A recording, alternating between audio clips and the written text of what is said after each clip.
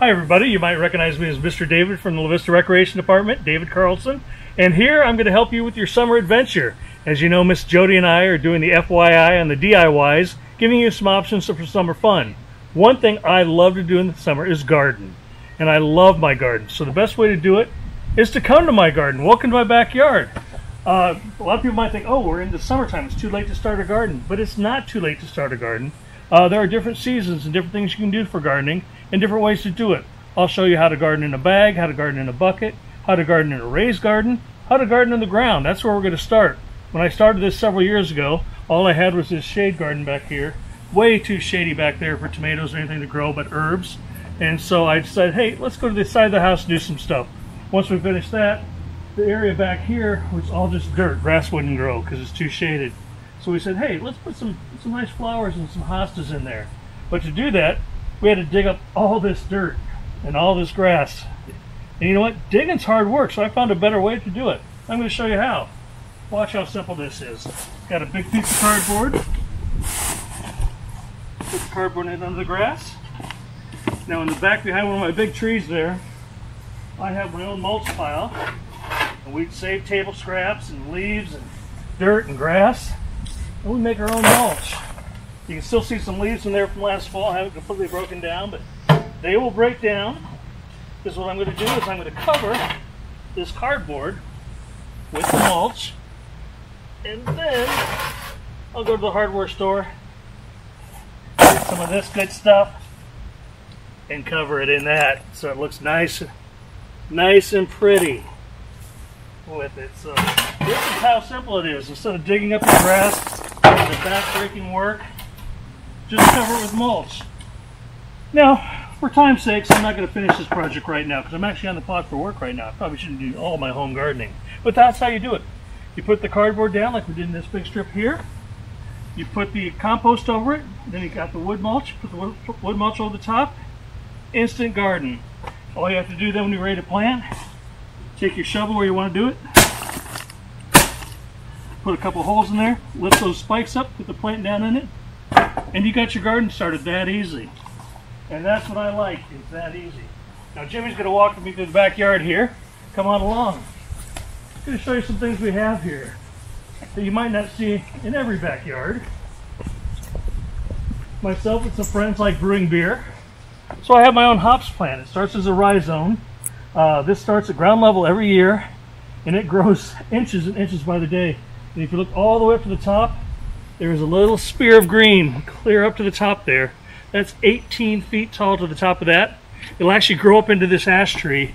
It grew up to about 20-25 feet tall, so kind of neat to see it midsummer when it's so tall, so big. It'll actually thicken out wider, and then it'll get these little flowers will come on it, and they'll turn into little cones, look like pine cones, and that's a hops cone. So not quite there yet, another month before the cones come out. But if you follow me around here, you have to duck your head there. When you have a garden, whoops, walked right by it. When you have a garden, you got to fertilize your garden. Now, commercial fertilizers have a lot of chemicals in them, a lot of harsh things that if you use too much, you can burn your plants, burn your grass. So I do it a fun way. For my birthday last year, I got a worm farm. And this is my worm farm. Well, you can see him diving down there. I'll give him a squirt. And you see, don't know if the camera can pick those up. Oh, there's one right there. He's eating some fresh Swiss chard that I had in my garden. See all those worms? And this black stuff is worm castings. And you're like, what's worm castings? Well, it's worm poop. And what I do is I gather the worm castings, I put a second layer up and a third layer up, fourth layer up, keep putting food in them, and they'll fill those boxes up. I take a handful of the dirt or the worm castings, put it in a watering bucket, and I can water all my plants and give them good, fresh, natural fertilizers. So fun way to do it. Now we'll go around to the other side of the house here where I have my actual gardens. So another walk with me.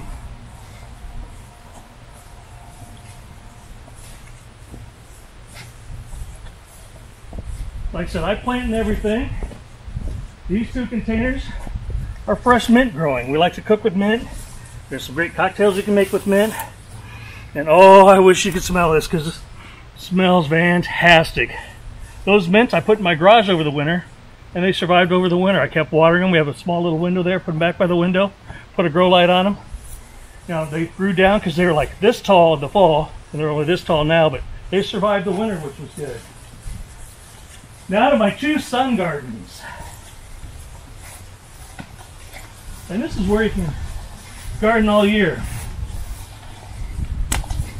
I call this my lettuce buffet, my salad buffet, because every night I can come out here and I just go to the outsides here and I'll just pull off some nice lettuce leaves. That's a romaine or bib lettuce.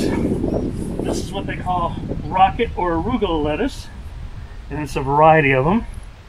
And oh, they smell good. The arugula has a little peppery taste to it, which I like. And these little beauties down here, I'll pull one. Recognize that? That's a baby radish growing up. This is a type called a French radish, French breakfast radish. It'll grow about as long as my finger, and down the end it'll be all white. Now if you look really, really, really close, I've got some more radishes here. These are watermelon radishes. When you open the middle of those up, they look like the inside of a watermelon, all pink. But they don't quite taste like watermelon. And these little tiny plants right here, and here, and here, hopefully get a good view. Those are carrots growing. Love to grow my own carrots. Got my peas growing. No kidding, last week my peas were this tall. We had that 80-degree weather and rain. And look at this. There's actually a blossom on this one. That means there's a pea pod going to be there next week. And I'll have my peas started. Now this garden, by July, it'll be so hot and nasty back here that the lettuces won't survive in the heat. So what I do is end of June or mid-June, I'll start slowly pulling this up and replanting my lettuces in the back shade garden in the shade, because they don't need a lot of light. They can do partial light. And I'll plant other things out here. So I can plant some of my turnips, I'll plant some kohlrabi, just other great stuff to eat. As you see in all my flower gardens too, I have marigolds. Marigolds are great at keeping pests away. You get aphids that cover your tomatoes, that type of thing. It'll cover, keep those away. Now in this garden, this is my tomato garden and my pepper garden. So I've got tomato here, peppers. Now there's something I'm going to do here. As you can see, this looks pretty healthy, right? It's got all these stalks here. What I need to come through, I need to pinch these out, because I don't want all these. I want just the top layer of leaves growing. So I'll just pinch them off, break them off like that. And if you can see down here, there's a branch out here and one growing up. That's called a sucker. And we want to take the suckers out. Now, normally you just throw this away, right? Nope. Put this in a glass of water. And if you can see these tiny little hairs here, those turn into roots. In about a week or two, these will root, and I can replant these in the garden and get a later crop of tomatoes going with that. So, also a good tip is you look down to my pepper plants here. Well, this pepper plant's not big. It needs to be about this high before it starts getting the fruit. But the problem is, right here, as you can see, these are the little flowers that grow the peppers. But right now when they're so small, I don't want these on the plant. I want all the energy of the sun and the food from the fertilizer to go down into the roots so it grows tall. And by taking the flowers and the pods off now, it'll focus all its energy on the roots, grow big and tall, and actually have more peppers because I pulled the earlier ones off. So that's another good tip in gardening. Now with these, I'm going to set these over here because I will replant these. Like I said, I love to replant everything. With your basil, you also need to pinch off. If you see a basil coming up like this one, right in there, there'll be a flower that grows. So if you want thicker, healthier basil, just pinch that off as it starts to flower, and that'll give you actually a more bushier plant with a lot more. And oh, fresh basil, can't beat the smell of that. Now here's where I have fun. I like to recycle, reuse, renew everything. I'm in Park and Recreation. We like to be creative. We don't like to go out and buy a lot of stuff to do it. We like to reuse it. So let me show you here. I cook with a lot of celery. Go and buy a thing of celery, and I only need 1 or 2 stalks in it. Then you're stuck with all the other stalks. What are you going to use it for? Well, here's 2 celery plants that I used this spring. Cut it off. Instead of throwing the roots away, I put the root in a glass of water. This has been in water for about 10 days. And look at that, it's already rooting. When I cut it off, none of this was here, it looked just like that. And these are celery stalks starting to regrow. This one in about 2 weeks I'll put in the garden. This one is a little older. As you can see, sometimes these outside shoots start to rot. So I'll just peel them off until you get to the ones that are shooting up. And look at the roots sit on that. This one, I could plant tonight when I get home. So this one will be actually growing in my garden. And I'll have celery growing all summer. From these two plants, I won't have to buy another thing of celery till fall, till these die up in the fall. Same thing you can do with scallions or green onions. You buy the green onions, you cook with them, you throw the roots away, right? You chop them off, you throw the roots away.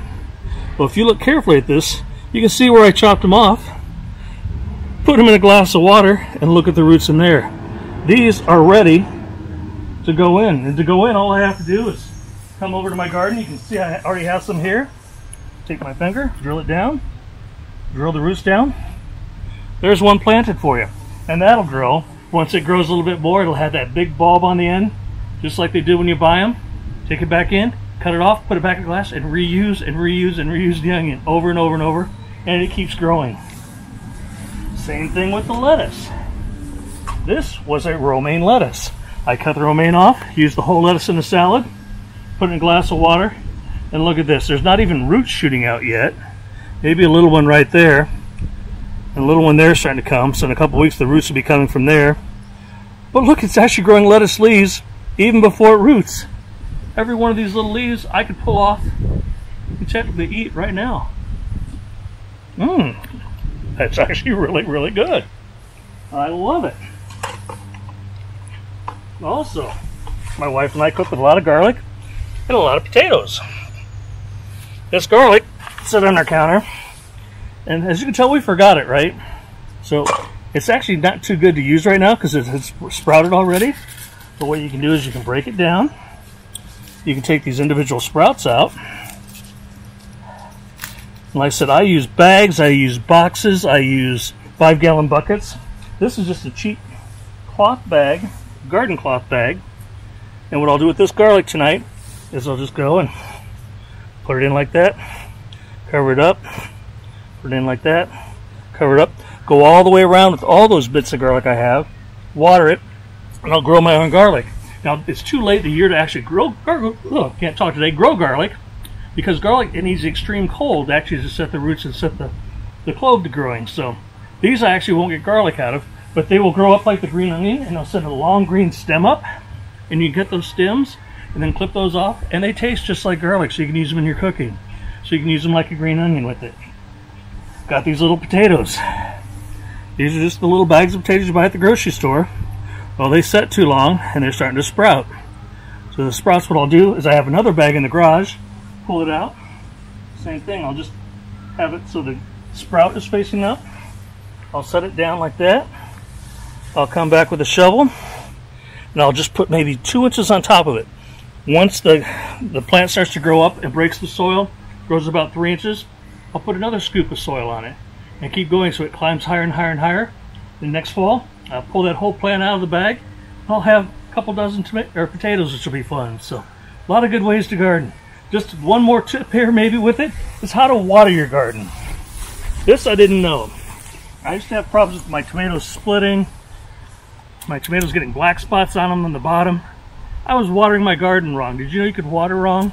I was doing it like nature. I was just coming up and just, whoop, is it on? Oh, better check, not on yet. There we go. Flip that switch.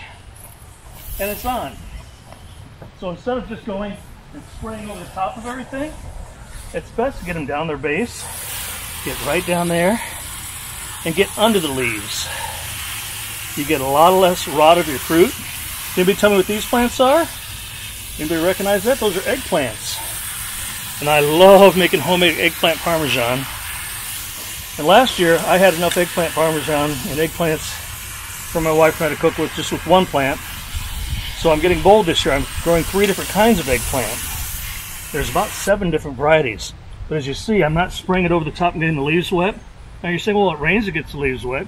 But that rain doesn't have all the minerals in it that our tap water has coming from the ground. So it's more natural and cleaner. Got my beans growing here. Oh, I'm excited. This wasn't here yesterday. Look at that. Those little white flowers, those will actually be beans in a couple weeks. This is a bush bean. Last year I grew pole beans. Pole beans grew over the top of my head. Literally, they were that tall. They were huge. Got my cucumbers here. We'll give them a little, now I just kind of figure eight around them, getting all the base. So once again, I'm trying not to get the leaves, just getting the bases. And that's how you water your plants. Now you see my gardens here. As I told you before when I started gardening, actually this garden wasn't here. There was the grass went all the way up to the bushes there. So as I first started, as I said, I was digging. It was very hard to do, digging with the shovel. Then I learned the cardboard trick. All this area has been covered with cardboard. Keeps the weeds from growing, keeps the grass from growing through. It biodegrades into the soil, and it actually helps enrich the soil. So thanks for joining me in my garden. Hope this will be an adventure you can choose this summer. Bye-bye.